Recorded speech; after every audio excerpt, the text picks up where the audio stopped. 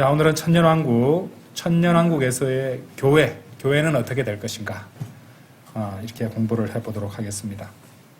사실 이제 이것을 공부하면서 현재 우리들의 이제 삶을 살아가는 방식이나 태도라든지 현재의 모습도 우리가 어떻게 되어야 되는가 이런 교훈도 함께 얻는 것이 목적입니다. 먼저 요한계시록 19장 7절에서 11절 말씀 함께 보시도록 하겠습니다. 요한계시록 19장 7절에서 11절까지 제가 받들어 읽겠습니다. 우리가 반가워하고 크게 기뻐하세 그분께 종기를 돌리자. 크게 기뻐하며 그분께 종기를 돌리자. 이는 어린 양의 혼인잔치가 이르렀고 그분의 아내가 그녀 자신을 준비하였기 때문이라. 그리고 그녀가 정결하고 희고 고운 아마포로 차려입혀지도록 그녀에게 허락되었도다. 이는 고운 아마포가 성도들의 의이기 때문이라. 그리고 그가 나에게 말하기를 어린 양의 혼인 만찬으로 부르심을 받은 자들은 복되도다 라고 기록하라 하니라. 그러고 나서 그가 나에게 말하기를 이것들은 하나님께서 진실되이 하신 말씀들이라 하니라. 그래서 내가 그를 경배하려고 그의 두 발 앞에 엎드렸더라. 이에 그가 나에게 말하기를 네가 그렇게 그리하지 않도록 주의하라. 나는 너의 동료 종이요 예수님의 증언을 가진 너의 형제들에 속한 자라. 하나님께 경배하라. 이는 예수님의 증언은 예언의 영이기 때문이라 하였더라. 그리고 내가 하늘이 열린 것을 보았더니 보라 흰말 한 마리라. 또한 그 위에 타신 분은 신실하시고 진실하신 분이라 불렸으며 그분께서는 의로 심판을 행하시고 전쟁을 하시느니라. 자, 이 본문 말씀 지금 중간에도 나왔지만 어린 양의 혼인 잔치라고 7절에서 분명히 말씀하시죠, 그죠? 자, 어린 양의 혼인 잔치에 관한 말씀이에요. 자, 그리고 어린 양의 혼인식을 마치고 이렇게 보시면은 9절에 보시면 어린 양의 혼인 만찬으로 부르심을 받은 자들도 복되더라고 어린 양의 혼인 만찬도 나옵니다. 그래서 추측건데 어린 양의 혼인 만찬은 두 번 있지 않을까. 하늘에서도 있고 지상에서도 내려와서 지상에서도 있지 않을까 이렇게 추측해 볼 수 있을 것입니다. 어쨌든 우리는 이제 그리스도의 심판석이 환란 끝 무렵에 이제 다 종료된다는 것을 알 수 있어요. 왜냐하면 7절에 다시 보시면은 어린 양의 혼인 잔치가 이르렀고 그분의 아내가 그녀 자신을 준비하였기 때문이라. 이 부분을 주목해 보세요. 마지막 부분에 그분의 아내가 그녀 자신을 준비하였기 때문이라 라고 말씀하시죠. 그러니까 자신을 준비하였다는 말이 이 말이 무슨 말이냐면요, 그리스도의 심판석을 통과했다는 말입니다. 그리스도의 심판석은 우리가 구원받은 후에 우리가 몸으로 행한 모든 것들을 이제 결산을 보는 자리이지만은 이제 사실은 그것을 통해서 이제 불을 통과하잖아요. 우리가 행한 것들을 불로 다 통과하게 하셔서 이거 이제 나뭇가지나 그루터기나 지프로 만든 건 불에 다 타버립니다. 그렇죠? 그리고 불을 통과해서 금은 보석만 남겨지게 되는 것이죠. 그러니까 사실은 이것이 불을 통한 어떤 정결 과정이라 생각하시면 돼요. 불순물들은 다 태워버린다는 것이죠. 그래서 이 그리스도의 심판석을 통과해서 정결하게 된다는 것이었어요.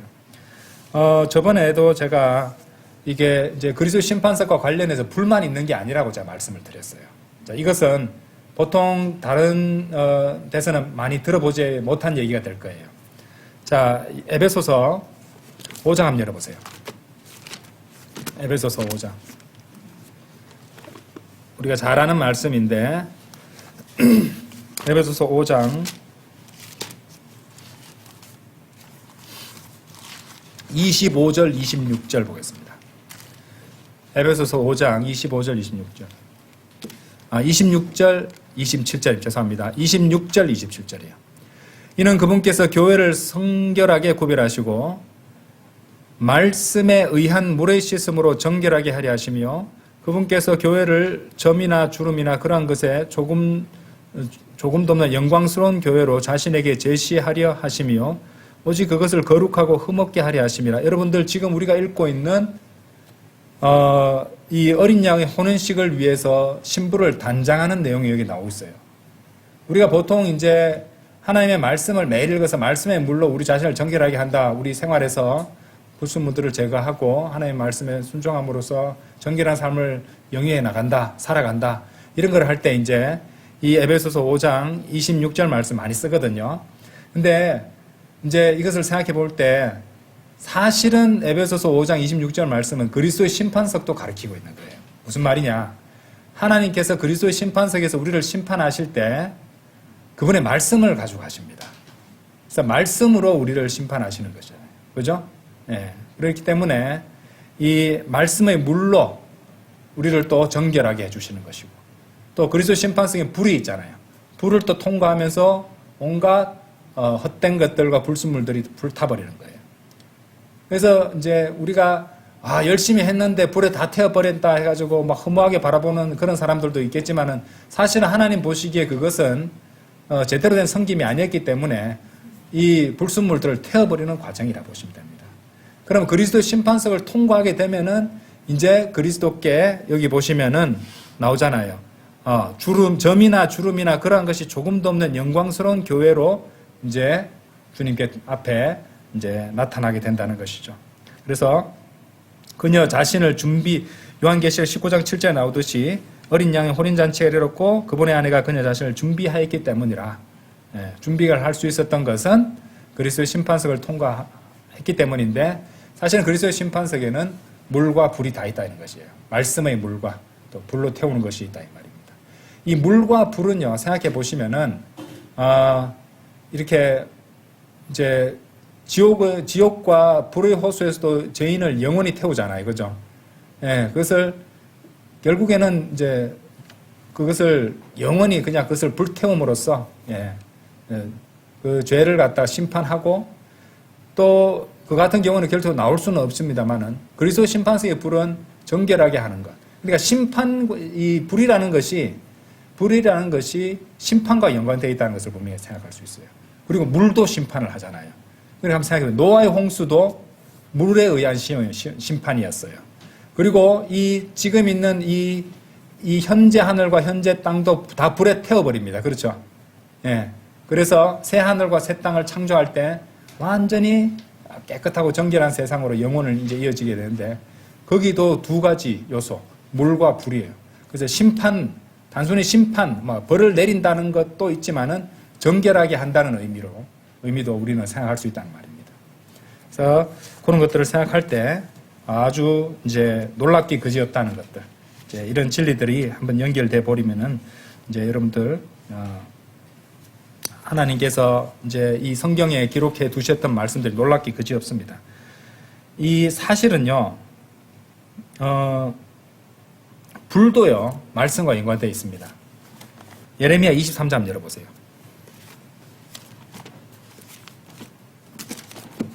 예레미야 23장. 예레미야서 23장 29절 보세요. 자, 말씀이 물과 연결되는 것은 에베소서 5장 26절이 증거 구절입니다. 그렇죠? 자, 예레미야서 23장 29절에 보시면은 뭐라고 말씀하세요? 나의 말이 뭐라고 되세요? 불 같지 아니하냐라고 말씀하시죠. 그죠? 하나님 말씀은 또 불 같다고 말씀하시잖아요. 그죠? 불 같지 아니하냐. 그 뒤 보면 나의 말이 바위를 산산조각 내는 망치 같지 아니하냐. 이렇게 말씀하시죠? 그래서 하나님의 말씀은 또 불과 연관되어 있는 것으로도 말씀하신다는 것입니다. 다 연결이 되어 있습니다. 그렇죠? 자, 그 다음에 고린도 후서 5장 10절 한번 열어보세요. 고린도 후서 5장 10절. 고린도 후서 5장 10절. 이는 우리 모두가 반드시 그리스도의 심판석 앞에 나타나야만 하기 때문이라. 이는 선이든 악이든 각자 자신이 행한 것에 따라 자기 몸 안에서 이루어진 것들을 받게 하려 함이라. 11절. 그러므로 뭐라고 말씀하세요? 주의 공포스러우심을 알기에 우리는 사람들을 설득하노라. 그러나 우리는 하나님께 명백하게 나타났느니라. 그리고 내가 너희들 양심들 속에 명백하게 나타났음을 신뢰하노라. 주의 공포스러우심. 이 그리스도의 심판성을 생각할 때, 말씀의 물, 또 어쩌면 말씀의 불, 그렇죠? 이런 것들이, 왜냐하면 말씀대로 섬겨야 하고 말씀대로 경주해야지 보상이 있는 것인데 말씀대로 하지 않았으면 말씀의 불을 통과하지도 못하겠죠. 그죠? 저는 그래서 이 그리스도 심판석에 물과 불이 있는데 둘 다 말씀과 직결되어 있을 것이라 그렇게 생각합니다. 자, 그 다음에 로마서 14장 10절도 한번 보세요. 로마서 14장 10절. 그러나 어찌하여 너는 너의 형제를 판단하느냐? 아니면 어찌하여 너는 너의 형제를 무가치하게 여기느냐? 이는 우리 모두가 그리스도의 심판석 앞에 설 것이기 때문이라. 그렇죠? 예. 이 말씀도 아주 중요한 말씀입니다. 사람은 자기가 좀 낫다 싶으면은 자기보다 좀 못하게 보이는 사람을 손가락질하고 비판적으로 하기 쉽습니다. 예. 그래서 육신의 형제들도 보면은 형이 동생을 갖다가 막 이렇게 그렇죠? 비판하면서 막 그럴 경우도 있잖아요. 이것은 성경 말씀을 정확히 겨냥하고 있는 그런 사람을 정확하게 겨냥하고 있는 말씀이에요. 그리스도의 심판석을 생각하라는 것입니다. 그렇죠? 본인도 이제 심판을 받을 그런 이제 대상이라는 것을 항상 잊어서는 안 된다는 것입니다. 11절도 보세요. 이는 기록되기를 주가 말하노라 내가 살아있으므로 맹세하노니 모든 물음마다 나에게 절할 것이요 모든 혀마다 하나님께 자백하리라 했기 때문이라. 자, 그 다음 보세요. 그런즉 우리 각자가 하나님께 뭐예요? 자기 자신에 관하여 회개 보고를 해야 하리라. 보고 다 해야 됩니다. 그렇죠?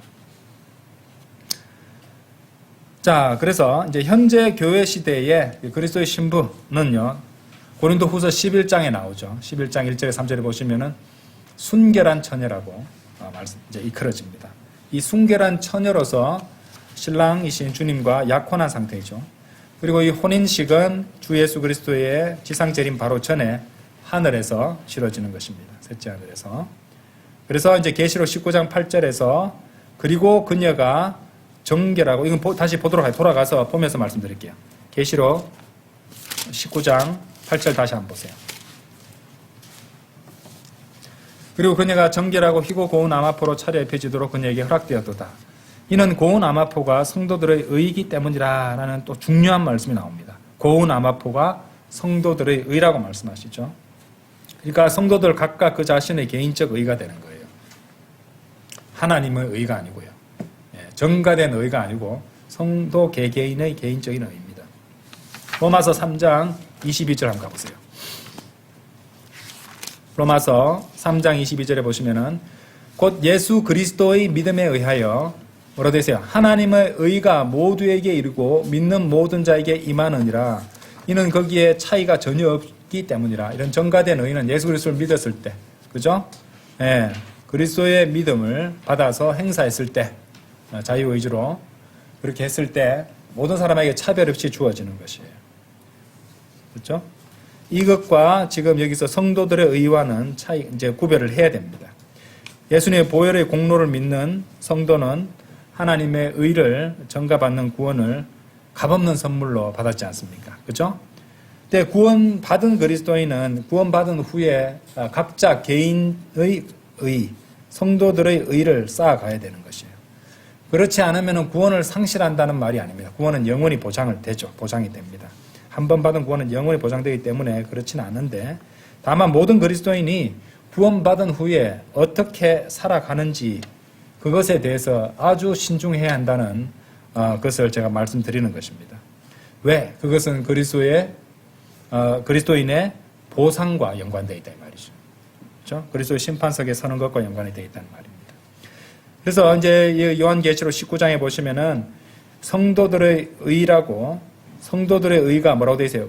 고운 암화포가 성도들의 의다라고 말하고, 그것이 바로 어린 양의 혼인식에서 입을 고운 암화포로 이제 묘사되고 있다는 것입니다. 그 말이 무슨 말이냐면은 결혼식에 웨딩드레스를 안 입고 나타나는 성도가 있을 수 있다는 것이에요. 예. 무슨 말인지 아시겠죠? 결혼식에 웨딩드레스가 빠지면 말이 됩니까? 말이 안 되잖아요. 그렇죠? 웨딩드레스 막 입고 막 사진 촬영도 하고 그거 뭐 굉장히 중시하잖아요. 그죠? 그런데 이제 주님과 결혼을 갖다가 혼인식을 앞두고 웨딩드레스도 준비하지 않는.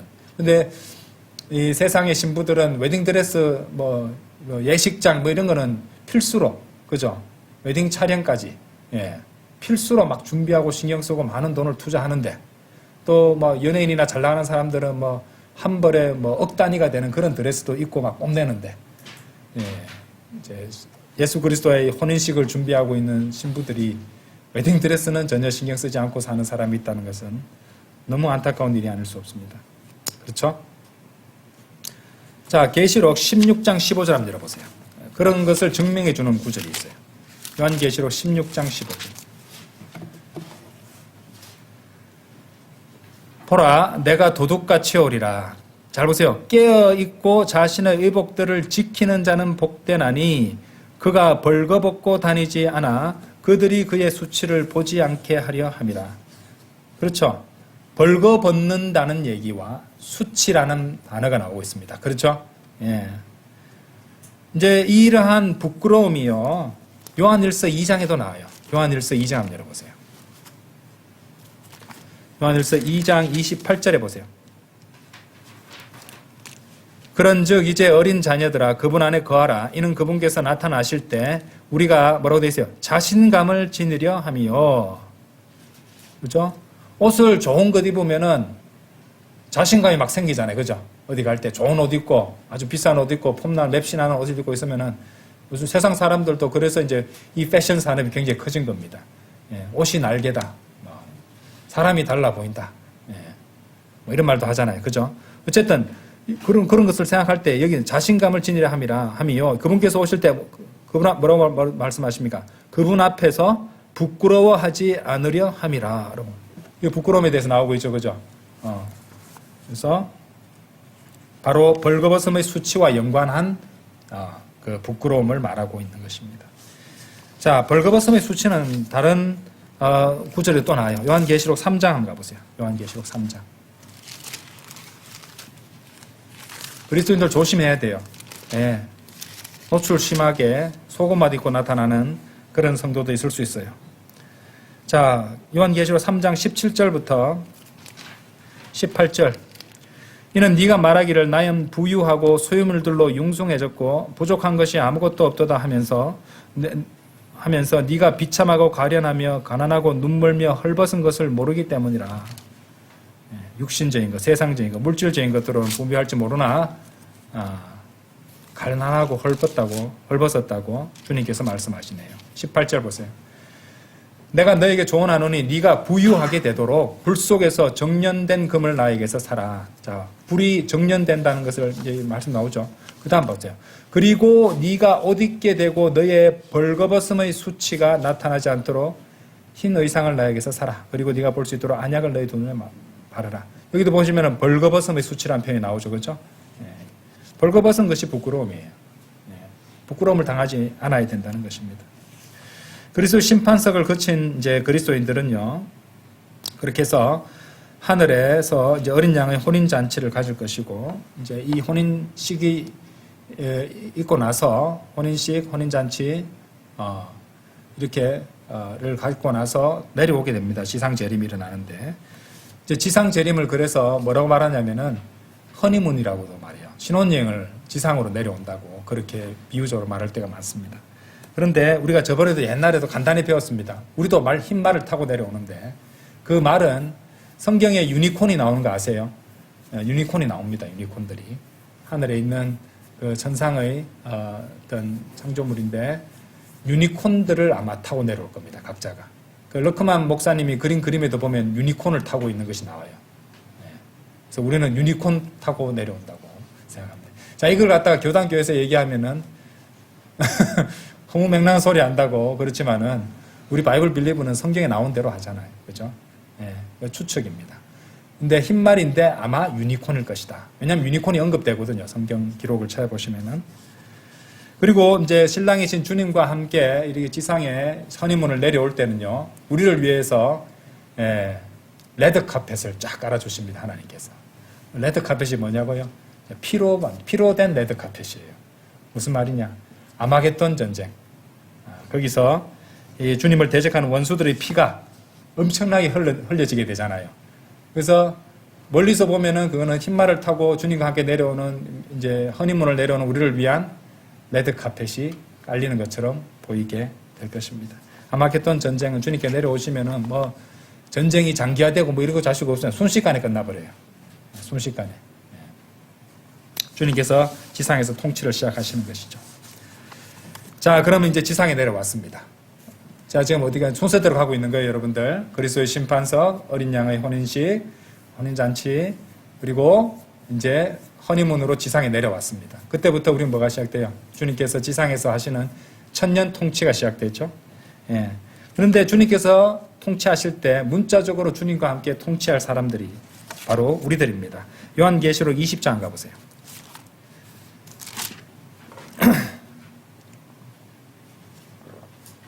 요한계시록 20장 4절입니다. 그리고 내가 보좌들과 그것들 위에 앉은 자들을 보았는데 심판이 그들에게 주어졌더라. 또한 내가 예수님의 증거를 위하여 그리고 하나님의 말씀을 위하여 목배임을 당한 자들의 혼들도 보았는데 그들은 그 짐승도 그의 형상도 경배하지 않았고 그의 표를 그들의 이마 위에나 그들의 손안에 받지도 아니하였더라. 그런즉 그들은 살아서 그리스도와 함께 천년 동안 통치하였더라. 자, 성경 전체를 다 보지 않고 이것만 탁 보면은요, 마치 환란 성도들만 통치하는 것처럼 보입니다. 그렇죠?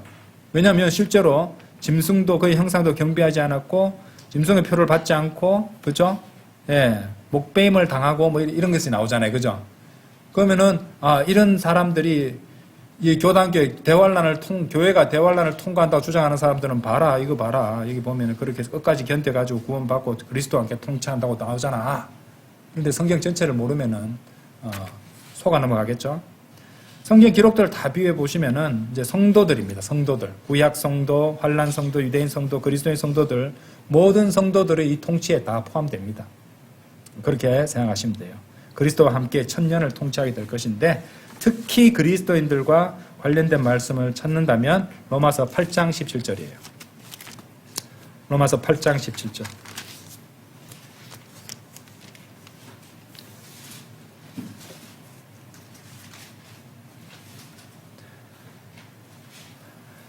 제가 읽겠습니다. 그리고 자녀라면 그때는 뭐라고 되어 있어요? 상속자들이니 하나님의 상속자들이자 그리스도와 함께한 공동 상속자들이라.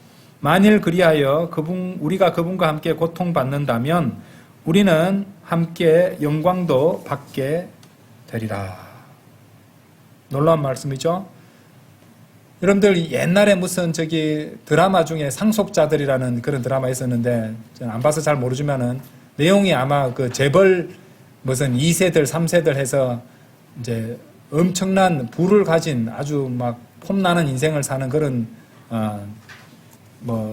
인물들을 캐릭터로 사용하는 드라마였던 것 같은데, 어쨌든 학생들 얘기하는 거 들어보면은요, 나는 왜 이재용의 아들로 태어나지 않았냐 이러면서 나도 재벌 2세로 태어나면 얼마나 좋았느냐, 폼나게 살 텐데 하는데, 그게 무슨 의미예요? 그런 것들은 다 불타버리고 사라질 것들인데, 그렇죠? 이 그리스도인들이야말로, 구원받은 성도들이야말로 모두 하나님의 상속자들이에요. 왜 그것을 갖다 감사하게 생각하지 않아요? 예. 성도들 모두가 하나님의 상속자들입니다. 장차 이제 곧 주님께서 오실 것인데, 예수 그리스도께서 다시 오시면 이 성경 말씀대로 그리스도와 함께한 뭐라고 되어 있어요? 공동상속자라고 해놨어요. 공동상속자. 공동상속자로서의 영광을 누리게 될 겁니다. 이미 사실 하나님 보시기에는요, 우리는 예수 그리스도 안에서 예수 그리스도의 몸이 온 우주를 다 채우고 있거든요. 온 우주를 다 소유하고 있는 건 다름없어요, 사실은.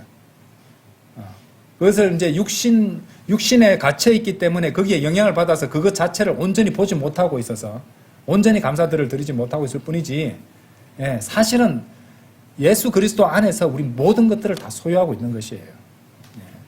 믿음의 눈으로 보세요. 그러면요, 너무 감격스럽습니다. 그런 것들 생각할 때예요. 그죠? 빨리 이 감옥에서 벗어나고 싶은 생각이 들 것이에요. 자, 그런데 이제 이 그리스도와 함께 공동 상속자로서 우리가 장차 영광을 누리게 될 것인데, 먼저 우리가 구분을 좀 하셔야 되는 것이, 그리스도인이 받게 되는 유산에는요, 크게 두 가지 종류가 서로 다른 종류가 있어요. 두 가지 종류의 유산을 구별하셔야 됩니다. 자, 첫째는 베드로전서 1장 4절에 나와요. 한번 보시죠. 베드로전서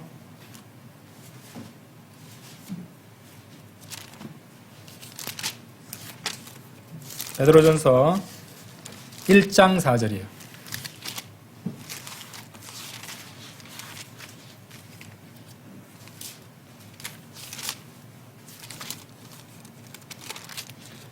썩을 수 없고 더럽혀지지 않으며 쇠하지 않고 너희를 위하여 하늘에 마련된 유산에 이르게 하셨나니. 그렇죠? 여기 나오는 요것이 첫 번째 종류입니다. 근데 이런 것들은 여러 가지 영적 복들, 우리가 또 주님의 양자가 되었다는 것, 그죠? 또 아까도 제가 말씀드렸지만 그리스도 안에서 온 우주를 다 만물이 우리에게 주어져 있다는 것이고, 이런 것들 여러 가지 자격이라든지 여러 가지 영적 복들이 있는데, 대표적으로 장차 우리에게 또 주어질 것이 이런 기본적으로 구원받은 성도들한테 차별 없이 모두에게 주어지는 이 유산들을 말하고 있는데, 대표적인 것이 새 예루살렘 성입니다. 새 예루살렘 성. 그래서 이런 것들은 이제 우리가 다 받게 된다는 것이에요.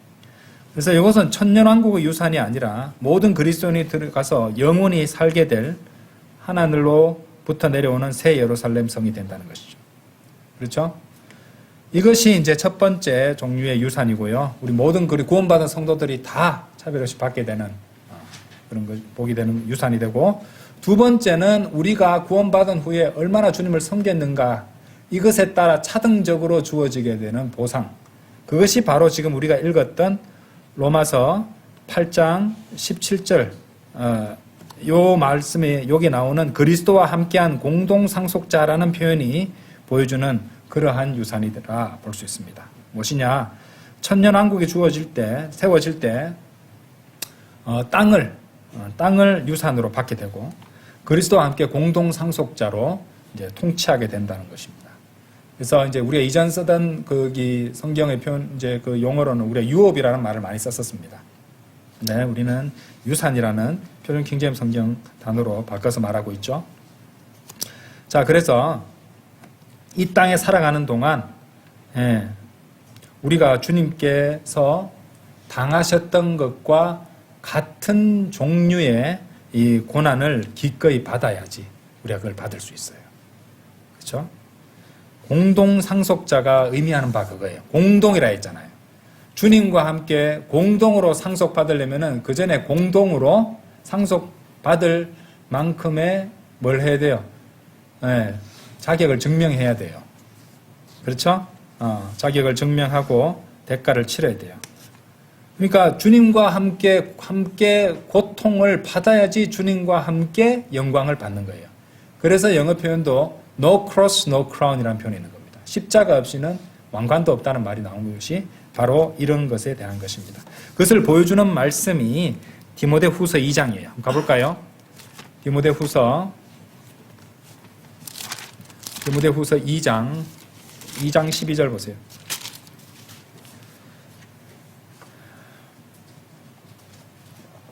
디모데후서 2장 12절에 보시면, 잘 보세요. 말씀을 설렁설렁 보지 말고 꼼꼼하게 보면은요, 많은 것을 우리가 배울 수 있어요. 만일 우리가 고통을 견딘다면, 고통을 단순히 받는 것에 말하지 않죠. 그죠? 견딘다는 표현을 쓰고 있어요. 그렇죠? 고통을 견딘다면 우리 역시 그분과 함께 통치하리라. 만일 우리가 그분을 부인하면, 고통을 견디는 것의 반대말이 그분을 부인한다는 말이네요. 그렇죠? 이 말이 무슨 말일까? 그분 역시 우리를 부인하시리라. 자, 이것을 문맥을 무시하고 보면은 구원받은 것을 부인한다고 이렇게 제대로 똑바로 살지 않으면 구원을 상실할 수 있겠구나라고 오해할 수 있습니다. 그렇죠?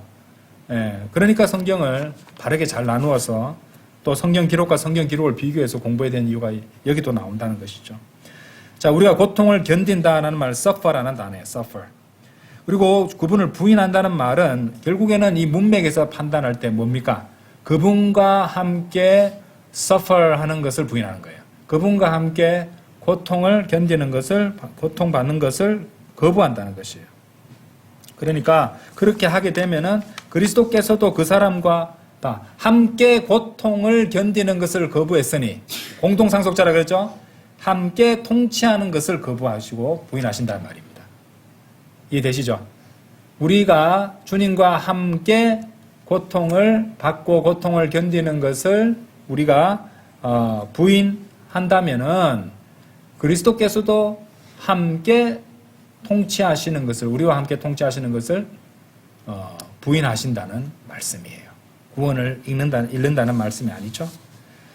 자, 결국에 이제 예를 하나 들자면요. 어떤 사람이 예수 그리스도의 믿음 때문에 고문받는다고 합시다.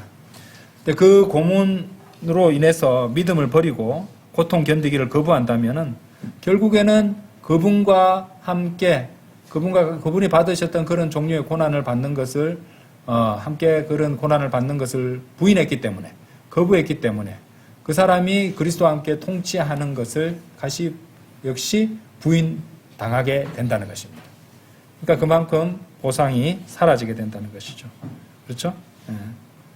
그래서 종교재판 이런 거 관련해서 끝까지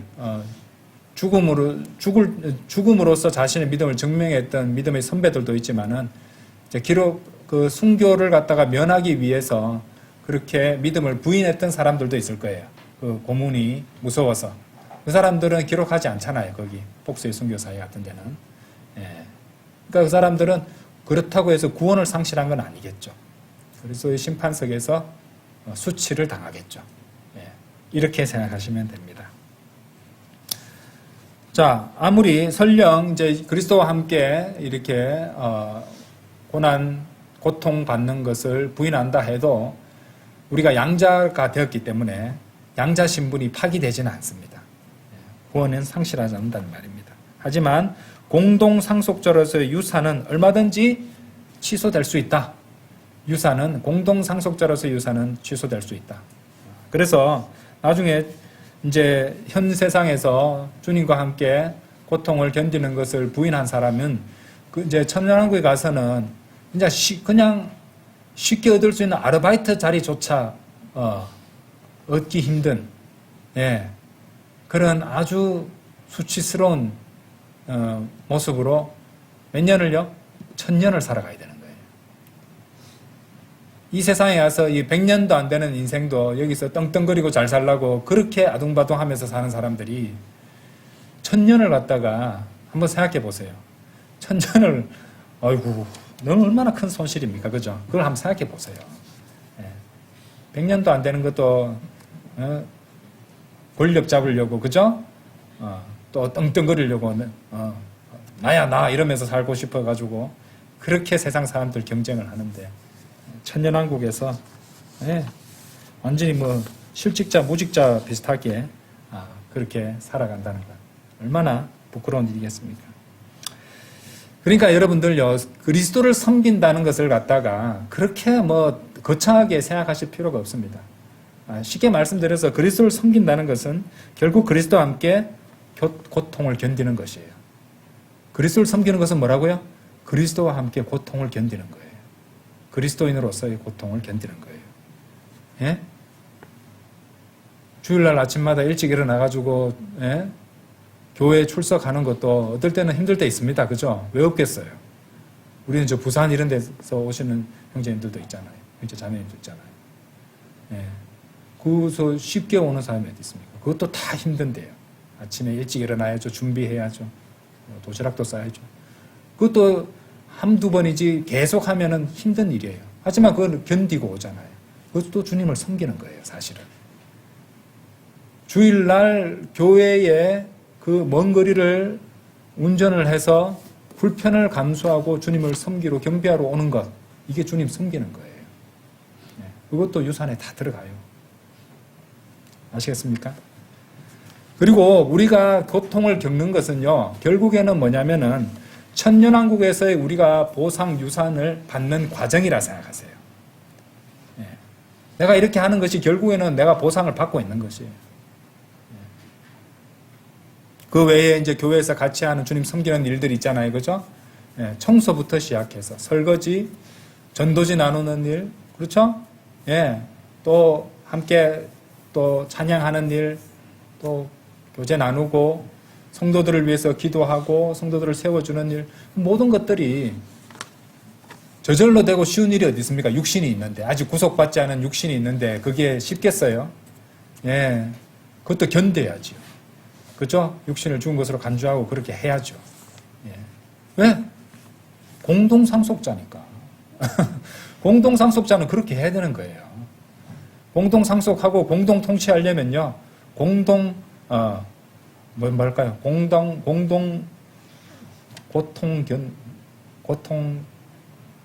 견딤이? 그렇죠? 표현이 잘 생각 안 나는데. 어떻게 영광만 찾으려고 하고, 함께 우리 세상에서도 어떤 팀에서 일할 때 같이 고생 안 하고, 막판에 가가지고 은근슬쩍 들어와가지고 자기도 상 받으려고 하고, 얼마나 얌체입니까? 예, 그거 가만 안 있잖아요, 사람들도. 그렇죠? 주님께서 그 용납 안 하십니다. 그렇죠? 예.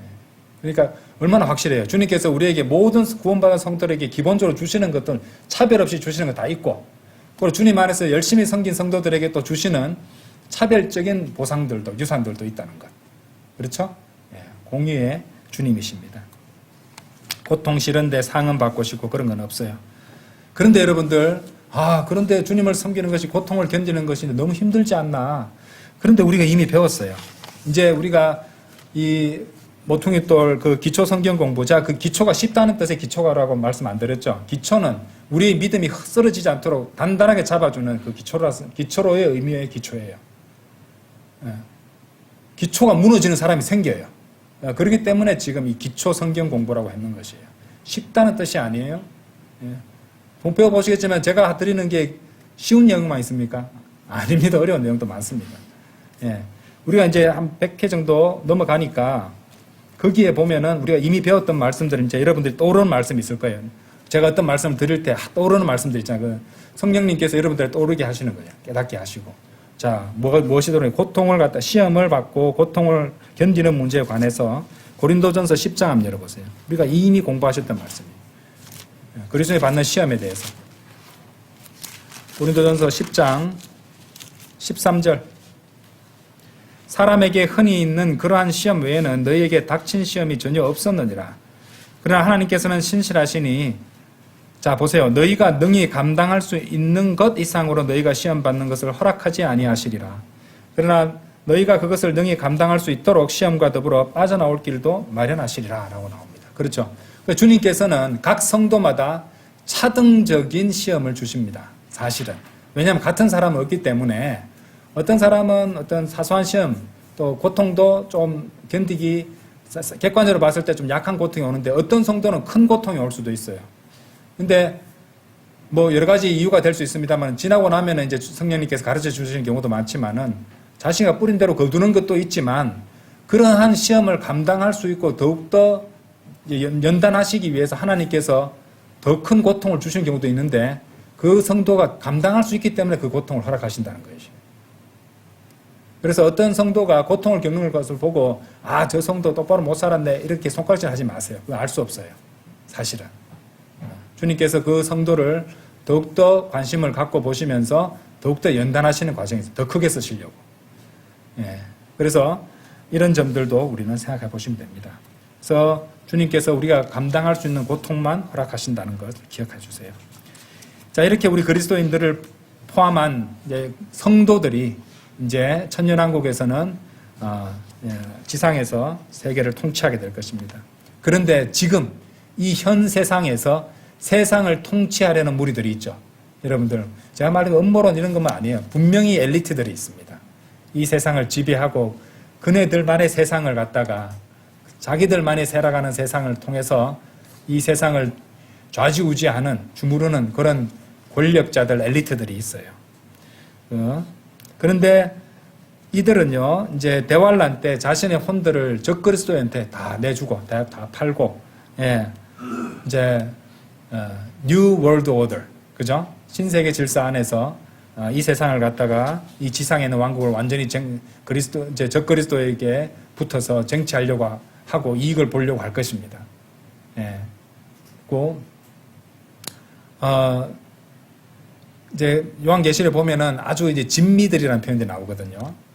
요즘에 이래 보면은 이상하게 미디어에 요리 프로그램이 많아요. 요리도 파인 다이닝이라 해가지고 굉장히 고급 요리들이 많이 나오거든요. 근데 요한계시를 보면은 이제 그런 자들이 그런 진미들을 좋아하고 하는데 이런 것들, 이 연관대가 나오는 것들이 있는데 심상치가 않아요. 예.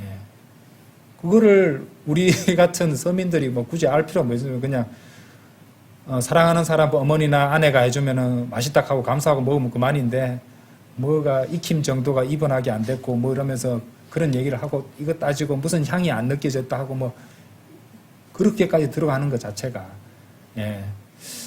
이제 마지막 때의 여러 가지 증상 중 이제 거기 현상 중에 하나라고 지금 보고 있습니다. 예. 우연이 아니에요. 제가 봐서는 그거. 어쨌든 여러분들이 성경을 자꾸 읽다 보면은 세상을 보는 눈이 생기실 거예요. 예. 왜 그런 진미들, 그런 어떤 맛있는 음식들, 이런 얘기가 요한계시록에 바빌론의 멸망과 더불어서 언급되고 있는지 한번 생각해 보세요. 어쨌든 이런 자들은 그렇게 해서 세상을 지배하고 하고 싶겠지만은 결코 그들은 그러지 못할 것입니다. 그런 자들 대신에 우리는 예수 그리스도의 보혈로 우리가 구속되었잖아요. 그죠? 우리 혼이 구속되었습니다. 우리 혼을 주님께 드렸잖아요. 그죠? 그렇기 때문에 또 현재 주님과 함께 고통을 함께 겪고 나중에 주님 오시고 나서는 함께 이 진정한 지상왕국인 창조물들이 회복되고 완벽한 세상이 돌아오는데 거기서 주님과 함께 통치하게 될 것입니다. 그렇죠? 그 주님께서 정하신 순서에 따라서 주님께서 정하신 그 적합한 때에 그 일이 이루어질 것이에요. 예. 너무 이제 조바심 내지 마십시오. 주님께서 정하신 타이밍, 시간표가 가장 정확합니다. 예. 예수님께서도 하나님께서 정하신 시간표를 정확하게 순종하시고 따르셨어요. 그런데 우리는 너무 조급하거나 조바심을 내서 하나님보다 앞서가려고 하다가 낭패를 겪을 때가 많다는 것이죠.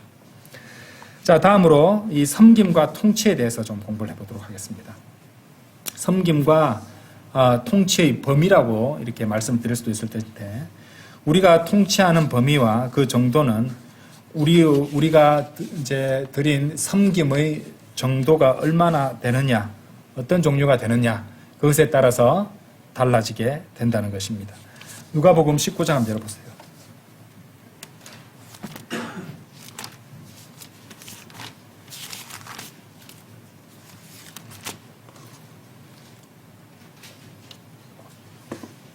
누가복음 19장 16절 17절이에요.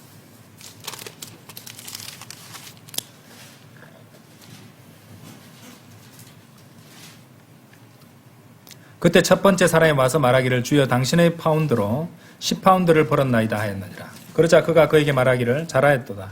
너 선한 종아, 네가 매우 작은 것에 신실하였으므로 너는 10개의 도시들을 다스릴 권위를 가지라 하였느니라.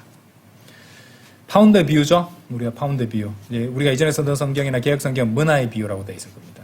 그죠? 파운드의 비유예요. 여기 담겨있는 섬김에 대한 핵심은 이것이에요. 만일 우리가 하나님의 말씀을 믿지 않고 그것에 따라 행하지 않으면 구원은 보장되어도 우리가 받은 것을 상실하게 되고 만일 우리가 성경 말씀을 믿고 순종한다면 더욱더 많은 것을 받게 될 것이다. 간단한 것입니다. 말씀과 연관이 되어 있어요. 그죠? 씨 뿌리는 사람의 비유 기억하시죠? 예, 처음에 나왔던 세 가지 부정적인 마음들이 나오죠. 그죠? 길가, 그리고 바위 위, 그리고 가시덤불. 예. 이런 세 가지 부정적인 마음 상태들, 가시떨기요, 참. 그죠? 길가와 바위 위와 가시떨기와 같은, 가시떨기 사이와 같은 그런 마음들은 하나님께서 말씀을 주셨는데 그 말씀으로 인해서 받을 수 있는 효과와 어떤 귀중한 어떤 그것으로 인한 어떤 좋은 것들, 효과들 이런 것들을 다 상실해버린 부정적인 케이스가 돼요. 그죠? 왜냐하면은 그 사람들이 마음으로 그런 안 좋은 상태의 마음들로 하나님의 말씀을 다루다 보니 하나님의 말씀을 제대로 받지도 말씀을 지키지도 않았기 때문에 열매도 없고 좋은 효과도 아무것도 누리지 못했단 말입니다. 하지만 마지막 좋은 땅과 같은 마음의 경우는 달랐죠. 그래서 마태복음 13장 12절에 나오듯이 어떤 표현이 나오냐면은 풍요하게 가지게 되었다고 말씀하세요. 풍요하게. 그래서 우리가 천년왕국에서 얼마나 통치하고 어떤 범위를 어느 정도의 범위를 우리가 통치할 것이냐. 결국에는 이제 끝까지 핵심을 말씀드리자면은 하나님의 말씀에 우리가 각자가 어떻게 반응하느냐가 결정된다고 말씀드릴 수 있겠습니다. 그래서 그것과 관련해서 누가복음 8장에서 이렇게 말씀합니다. 8장 18절 보세요. 누가복음 8장 18절에 거기 보시면은 그러므로 너희가 어떻게 듣는지 주의하라. 이는 누구든지 가진 자에게는 주어질 것이요 누구든지 가지지 않은 자에게는 자신이 갖고 있는 것처럼 보이는 것조차 빼앗길 것이기 때문이라. 이 나오죠, 그죠? 뭐라고 말해요? 어떻게 듣는지 주의하라고 그랬잖아요. 어떻게 듣는지. 그러니까 무엇을 듣는다는 말이에요? 하나님의 말씀을 듣는다는 것이에요. 어떻게라 뭘 말하는 거예요? 하나님의 말씀을 듣고 어떻게 반응하느냐를 말하는 것이죠. 그죠? 하나님의 말씀을 듣고 어떻게 반응하느냐에 따라서 그렇게 된다는 것이죠. 아까 보셨던 디모데후서 2장 12절 말씀대로 공동 상속자로서 함께 고통을 견뎌야지 공동으로 통치하는데 그 통치당하는 것을 부인당할 수 있다 이 말입니다. 말씀을 듣고 합당하게 반응하지 않으면 그렇게 된다는 것이에요. 참으로 그리스도인들은 자신의 통치권의 상실을 이제 겪을 수밖에 없을 것이다. 예. 그죠? 그것은 또 뭡니까? 어린 양의 혼인식에 이미 표가 나겠죠, 그죠? 예. 고운 아마포가 없이 벌거벗은 수치를 당하는 사람은 당연히 거기 천년왕국에서도 통치권의 상실을 겪을 수밖에 없을 것입니다. 아까도 말씀드렸지만은 여러분의 평생을 100년도 안 되는 평생을 1000년과 한번 비교해 보세요. 100년도 안 되는 여러분의 인생도 길다면 긴 시간인데 그 10배가 되는 1000년은 얼마나 길겠어요. 한번 생각해 보세요. 그러므로 구원받은 성도가 지금 이 인생을 허투루 살다가는요. 잘 들으세요. 천년왕국 거의 1000년 동안 엄청난 후회와 낙심과 슬픔을 겪을 수 있다는 것을 아셔야 돼요. 여러분들 제가 이제 천년왕국 공부하면서 이렇게 참 이상적인 왕국이 오고 주님께서 통치하시고 우리들은 주님과 함께 통치할 것이다 하면은 막연히 야 그래 좋겠네 정말 하루하루가 즐겁고 얼마나 좋겠어 그렇게 생각을 하기 쉽습니다. 하지만 그리스도인들은 그래서 이제 이렇게 마냥 즐겁고 행복한 나날이 계속 될 것이라고 생각하는 경우가 많은데 사실은 아니에요. 그리스도인들 가운데는 그렇게 이제 천년왕국의 통치를 누리는 성도들도 있을 것입니다. 분명 많을 것입니다. 그런데 그리스도인들 중에는 천년왕국 동안에 여전히 슬픔과 박탈감과 상실과 후회 가운데 살아가는 사람도 있을 것이에요.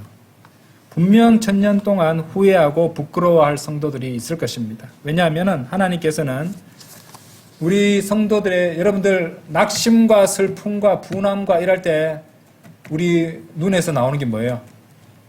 눈물이 나오잖아요. 눈물이 언제 사라진지 아세요? 천년왕국 시작되면 사라집니까? 아니에요. 천년왕국 때 눈물이 있습니다. 자, 계시록 21장 한번 열어보세요. 계시록 21장.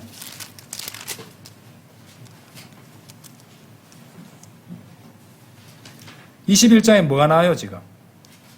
새 예루살렘이 내려오는 얘기, 이제 장면이잖아요. 그죠? 새 예루살렘이 내려온다, 이 말입니다. 자, 이것은 천년왕국 이후거든요. 그 뒤에 보시면은 새 예루살렘이 내려올 때 4절 보세요. 그리고 하나님께서 그들의 눈에서 모든 눈물들을 닦아내시리라. 그리하면 더 이상 사망도 슬픔도 부르짖음도 없을 것이요 더 이상 아픔도 없을 것이라. 이는 이전 것들이 사라져 버렸기 때문이라.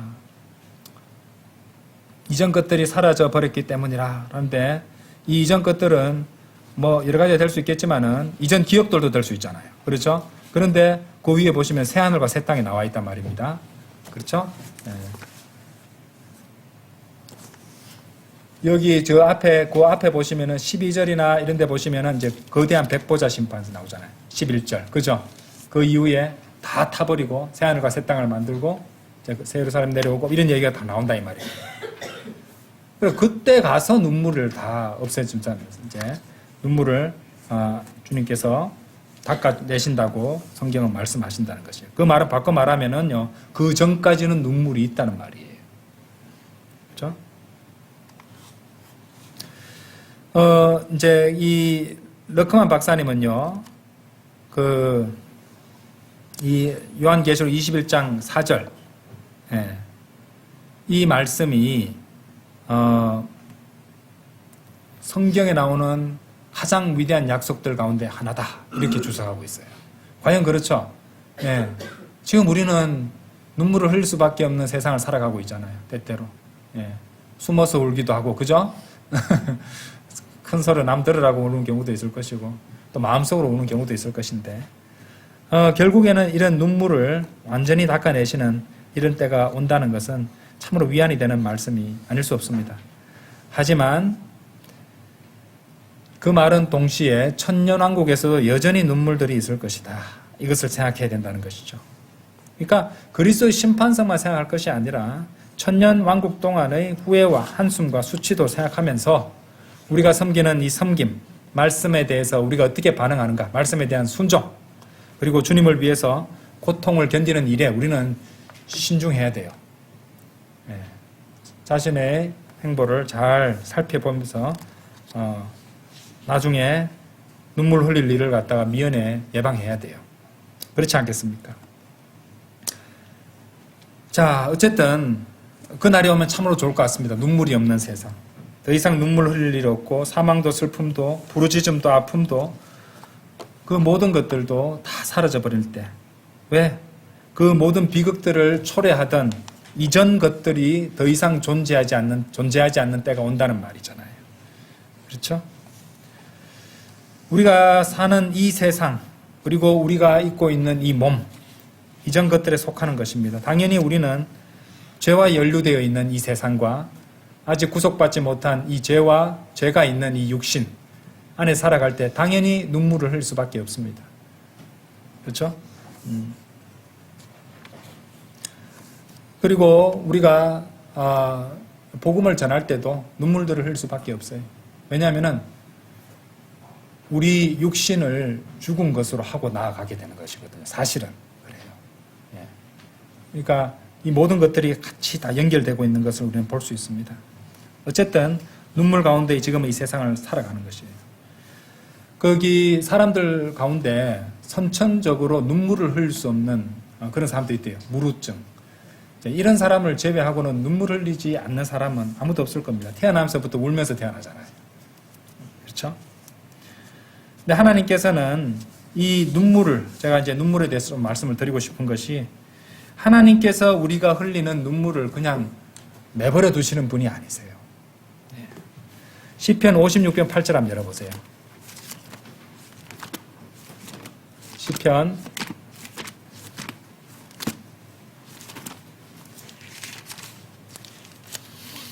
56편 8절. 당신께서 저의 방황들을 헤아리시나이다. 주님께서 방황들을 다 헤아리신다고 말씀하시죠. 그죠? 어떤 분을 우리가 성경에 잘 보세요. 당신께서 저의 눈물들을 당신의 병 속에 담으소서. 하나님께서는 눈물들을 담아두는 병을 갖고 계십니다. 예. 영화 같은 데 보면 자기 눈물을 이렇게 담아놓는 어떤 그런 이상한 캐릭터들이 나오기도 합니다만은, 그렇다고 해서 그 사람이 자신의 인생의 모든 눈물들을 그래 모으겠습니까? 그죠? 하나님께서는 우리들의 눈물, 각자의 눈물들을 그분의 병에 담으신다고 말씀하시죠. 그리고 뭐라고 돼요? 그것들이 당신의 책 안에 있지 아니하나이까 라고 말씀하십니다. 눈물을 담을 병을 갖고 계시고, 자, 그 다음에 욥기 14장 17절에 보시면요, 가방도 갖고 계세요. 욥기 14장 17절. 저의 불법이 가방 속에 완전히 봉해지나니 당신께서 저의 죄악을 완전히 꿰매시나이다. 그러니까 불법을 넣고 꿰매고 봉하실 가방도 갖고 계시네요. 그렇죠? 그 다음에 말라기 3장 16절을 한번 보세요. 말라기 3장 16절. 말라기 책이 한 권 나와요. 3장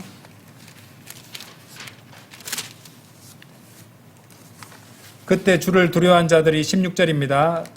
빈번히 서로 말하였도다. 그런즉 주가 경청하였고 그것을 들었으니 주를 두려워한 자들과 그의 이름을 생각한 자들을 위하여 기억의 책 한 권이 그의 앞에서 기록되었도다.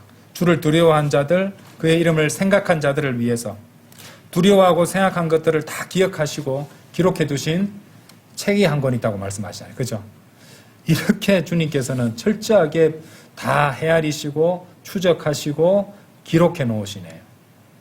놀랍지 않습니까? 참으로 놀라우신 분을 섬기고 있단 말이에요.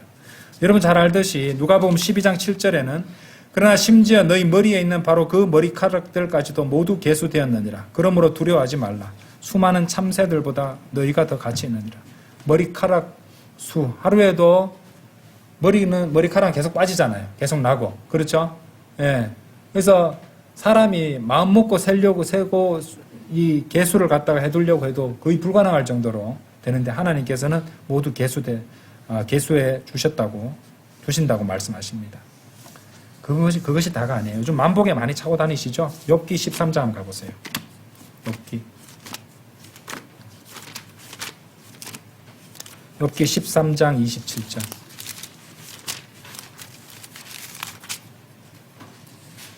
요즘 이렇게 스마트워치라든지 만복이라든지 보면은 이렇게 경로도 다 기록할 수 있고, 걸음수도 다 기록을 할 수 있는데, 13장 27절에 보시면은, 당신께서 또한 저의 발들을 착고들에 채우시고, 저의 모든 행로들을 엄밀하게 바라보시나이다. 당신께서 저의 발꿈치들의 자국을 남기시나이다. 우리 발걸음, 하나하나도 전부 다 여러분들이 엄밀하게 살펴보시고 추적하신다는 말입니다. 그런 분께서 우리들이 흘리는 눈물 한 방울 한 방울을 다 지켜보시고 세고 계신다는 말이죠. 그리고 우리의 슬픔들, 그 눈물이라는 것은 슬픔과 상한 감정의 증거물이잖아요. 그죠? 이런 것들을 주님께서 다 세고 어떻게 해주세요? 공감하셔 줍니다. 연민을 베풀어 주십니다. 그런 분을 우리는 섬기고 살아간다는 것이죠. 그리고 그렇게 다 필요하니까 다 세고 계신 거예요. 필요 없는데 세는 사람 있습니까? 없습니다. 그죠?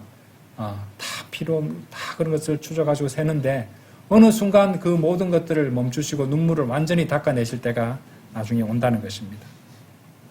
그죠? 계시록 7장 17절도 한번 보세요. 계시록 7장 17절.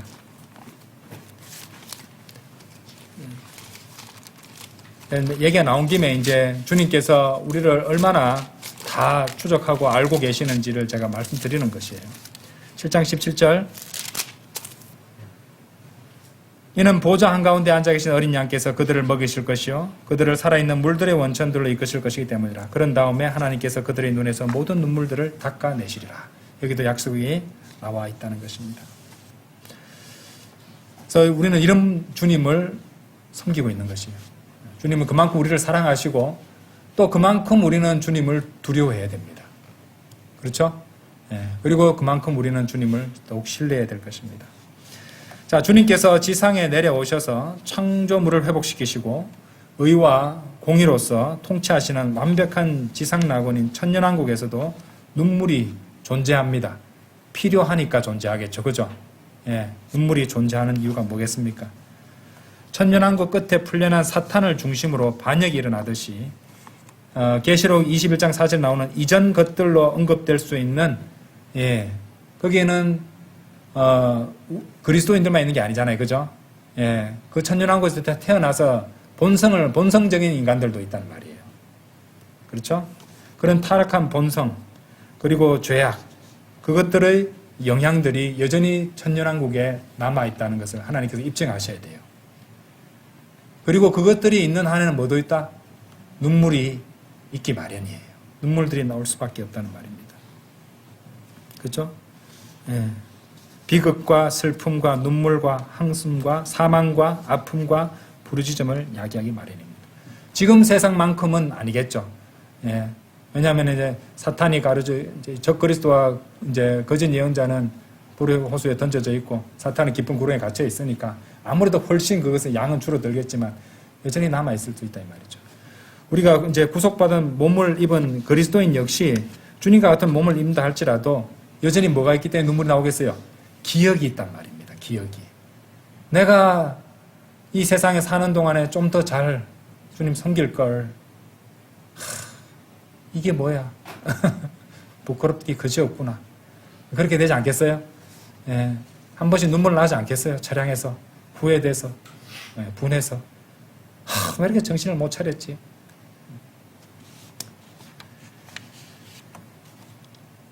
자신에게 주어진 천년왕국의 통치권이 얼마나 제한되어 있는 것인지, 아니면 통치가 할 게 전혀 없는 그런 사람도 있겠죠, 그죠? 예. 얼마나 후회와 한숨이 많이 나겠습니까? 하나님께서 그처럼 주님께서 직접 통치하시고 이 창조물들 또 창조 세계, 자연 세계를 완벽하게 회복시켜 주셔도 여전히 본성적인 인간들, 그리고 그들의 죄, 그리고 죄의 기억, 이런 것들로 인한 문제들이 결국에 여전히 사라지지 않고 남아있다는 것을 철저하게 보여주시는 것입니다. 그래서 하나님의 시간표는 모든 것이 완벽해요. 필요하니까 남겨두시는 것이에요. 그렇죠? 에잇 기분이다. 천년왕국인데 그냥 다 싹 해버리고 그죠? 한 번에 다 싹 썰어버리고 뭐 그런 거 없습니다. 다 철저하게 정확하게 나눠서 그분의 시간표대로 이끌어 가시는 것입니다. 자, 그래서 결국에는 이제 한번 생각해 보셨을 것이에요. 왜 새하늘과 새 땅이 굳이 나와야 되는가? 현재 있는 이 세상을 갖다가 완벽하게 회복시켰으면 다 된 거 아닌가? 그런데 그런 천년왕국에서도 본성적인 인간이 있고, 본성적인 인간은 결국에는 하나님이 계시는데도 불구하고 아담과 이브처럼 또 죄를 지을 거란 말입니다. 그렇죠? 그런 것을 완벽하게 정리하시고 증명하신다는 것입니다. 그렇기 때문에 이전 것들은 다 사라져야 되는 것이에요. 이전 것들은. 그래서 새하늘과 새 땅은 반드시 창조되어야 된다는 것입니다. 그리고 또 하나님께서 그렇게 확정하시는 것이죠. 마지막으로 요한계시록 21장 1절 읽고 마치도록 하겠습니다. 그리고 내가 새하늘과 새 땅을 보았더라. 이는 처음 하늘과 처음 땅이 사라져버렸고 바다도 더 이상 있지 아니하였기 때문이라. 이제 바다는 기품이잖아요. 기품이 사라져버린 것입니다. 예. 그러니까 둘째 하늘과 셋째 하늘의 경계를 이루는 기품이 사라져버린 것이에요. 그러면은 이렇게 다 문이 열려버리는 거잖아요. 그죠? 이런 것들도 예사롭지 않습니다. 필요하기 때문에 그렇게 하시는 것이죠. 자, 오늘 여기까지 공부하시겠습니다. 다 같이 기도드리겠습니다.